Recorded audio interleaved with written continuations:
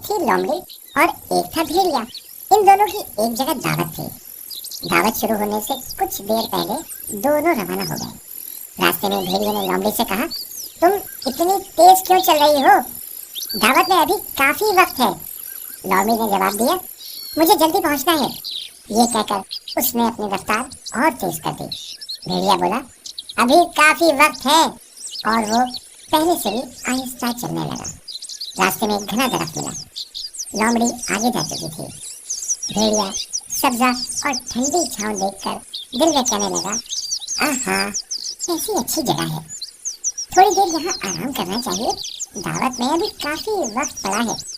कुछ देर आराम करने के बाद वो फिर रवाना हो गया।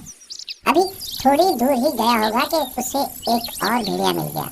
उसने सोचा, दावत में अभी काफी वक्त है, लाओ इससे दो चार बातें करता चलूं। हंसी मजाक और बातों बातों में काफी वक्त लग गया। आगे चलकर उसे एक चश्मा मिला। थोड़ी देर उसके किनारे आराम किया, फिर एक और भेड़िए से बातें करने बैठ गया।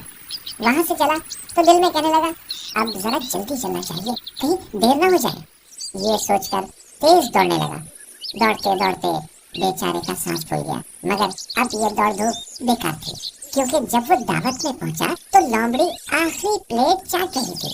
भेड़िए को बहुत अफसोस हुआ और उल्टे पांव लौट आया। सुस्ती और वक्त पे काम न करने का यही अंजाम होता है।